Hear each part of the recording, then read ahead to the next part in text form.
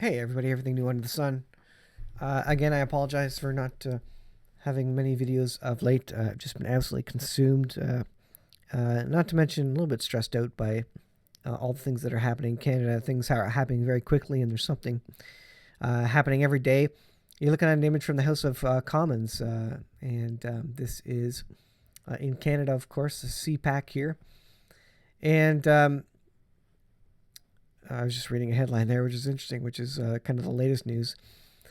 So there was an emergency debate requested by the NDP, and they had their debate last night, and there was a lot of excellent things said, a lot of disagreeing. The biggest thing was that pretty much all parties, except the governing Liberal Party, agreed that there should be some communication with the truckers. And so it didn't go well. Trudeau is digging his heels in.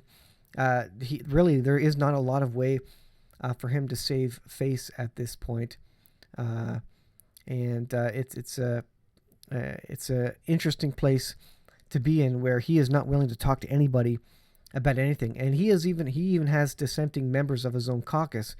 One Liberal MP apparently has resigned, who disagreed with Trudeau and Trudeau's just abstinence and basically not showing up for work and not willing to talk about anything, not willing to answer any real questions by the opposition or any of the parties. And this trucker blockade is going on. It's in Ottawa. The police started stealing or they started confiscating jerry cans full of gas. They raided a staging area. They dismantled it. They've got troops. I'm speaking of it like it's a war. They've got policemen guarding the area so that the truckers don't retake that land, if you will. Hundreds of more troops are coming. They're looking to completely push the truckers out with force. That's what the rumors are. The politicians are saying, you know what, we need to do this peacefully, but there's no interest or will by the federal government, the Liberals, the ruling party, Prime Minister Trudeau. There's no will by any of those to do this peacefully, to go out and talk to these people, even though lots of members of Parliament have been saying go out and talk to them, and many members of Parliament have went and spoken to them. At the end of the day, Prime Minister Trudeau needs to go and do something about it. But there's blockades at a couple U.S. borders. Blockade at U.S. border could paralyze Detroit auto industry in 2 days, more than 48 hours into protesters here blocking the Ambassador Bridge that connects the Windsor Bridge, Ontario, and with Detroit. There are new warnings that the auto industry might come to a screeching halt.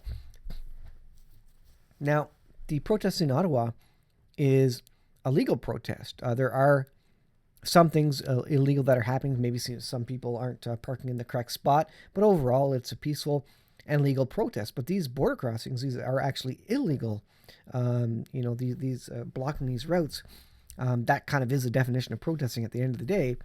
But in terms of regularly recognized protesting, those are actually against the law, and the police haven't went in there to do anything about them yet.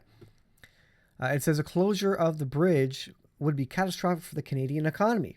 Brian Kingston, President, Chief Executive Officer of Canadian Vehicle Manufacturers Association, said it's responsible for approximately 25% of goods trades and is far and away the most important border crossing.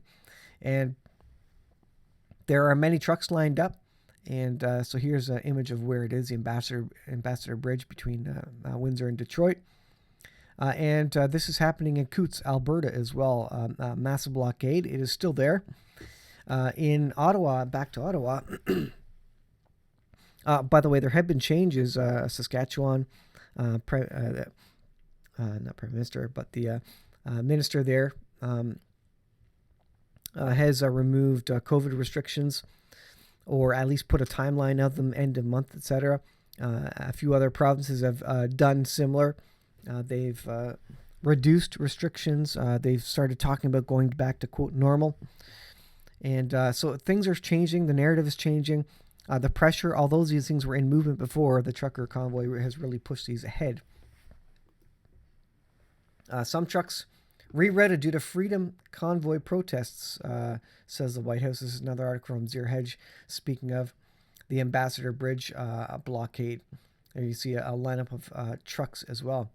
So the politicians are finally taking notice, although they didn't want to. They ignored it for a week straight until they kind of had to, and the NDP, again in Canada, asked for an emergency meeting. Lots of great things were said. Opinions were out.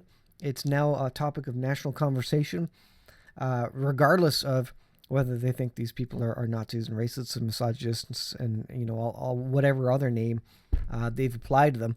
It at least is being discussed openly amongst all the leaders, and the leaders recognizing openly, as if they were given permission all of a sudden to speak about removing mandates and restrictions. So the Liberal government is still digging their heels in. I don't even know how they're going to save face anymore.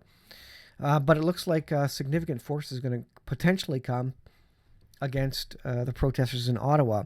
It looks like they're getting ready for riot police to come in and to what's the word they use to kettle them, basically corner them, arrest them, or push them out of the area.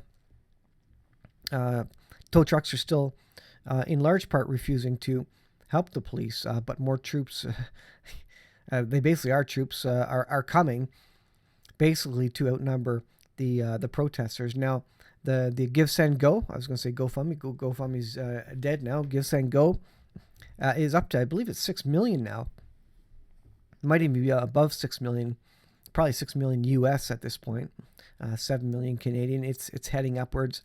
Massive amounts of money, large numbers of constituents, civilians, Canadians who disagree with the mandates, and various provinces are kind of recognizing that. Although, of course, no one wants to admit that it's because of the truckers, but the truckers are kind of the last straw, push them over the edge to make decisions. But this is an ongoing thing, and there's a lot of animosity, a lot of hatred on really both sides, but a lot of hatred towards the protesters from the left, who think Trudeau's doing a great job, etc. So this is kind of still the biggest story going on in Canada right now. This is the fight for our freedom, for our charter right freedoms. And there's court cases happening right now. They suggest that it's illegal for the police to have taken the gasoline from illegal protesters to fuel up their vehicles. So we'll see how that turns out. At the end of the day, it may be that these people are pushed by force out, and the court and the legal stuff may have to go on for years ahead. But it's a tense situation in Ottawa right now. Facebook has been dropping groups. Funny things happening to groups on Facebook. I think they've kind of moved to Telegram and some alternate foreign forms of communication. There's been a rumor that the police were going to basically shut down all cell phones, all communication for the protesters on the ground there, kind of black out the area, and then move in. And that's becoming a more critical situation there. So the biggest and the best thing you can do is pray for Canada. Pray for peace in Canada. Pray that the politicians would be able to do what they need to do and bring this to a peaceful resolution, and pray that they would, come and discuss, at least recognize the truckers, and various individual politicians are doing that. Indeed, one Liberal, as I see it there, has already done that. I don't know if I can, let me just click on this and see if this is a person I was thinking of. Yeah, it looks like it. So this particular Liberal politician came out, lightbound, and basically disagreed with pretty much everything the Liberal Party is saying about this. I don't know if it has what he said, but anyways, it's on Twitter about what he's saying. And so he has resigned, probably under pressure from Trudeau, because he went directly against what Trudeau was saying. So one more for the Conservative or the opposition side, potentially. So anyways, I want to keep this short, but this is what's going on. This has been really stressful for all Canadians and people who are not for the freedom, the truckers or freedom. They're just madly, insanely against it, and calling all these people racists and wanting the government to come down with full force and troops on these people and arrest them all.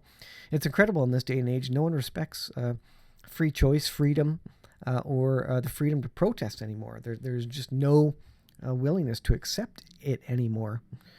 And it's just incredible. So anyways, thank you for your prayers. Pray for the country. Pray for Prime Minister Trudeau. Pray for the politicians. Pray for the people of Canada. This may be the last stand. Honestly, before the 7-year period, before the world government, this could very well be our last stand for freedom. And I don't think this will work at the end of the day. I think we all lose it, and next over the next year or so, we'll see how it goes. But I think ultimately, some big catastrophe comes, which kind of locks us down, and we have no choice, and we won't have any rights anymore. And if we want to stay free, we'll be giving up the right to be a part of the economy. Remember the mark of the beast. All men will have a mark in their right hand or forehead. Women and men. And if you don't have it, you won't be able to participate in the economy. So you won't be able to buy or sell. So this is what's coming, and a very high-stress time and critical time for Canada specifically, as the world watches what happens, whether this is going to be stamped out or not. And in Calgary, there were protests that were effectively stamped out by police. In Quebec, there were protests which were effectively stamped out by police. And so this is kind of the last stand. Anyways, I'll leave there, guys. Thanks for watching. As always, thanks for your support, and I'll try and get some more videos up.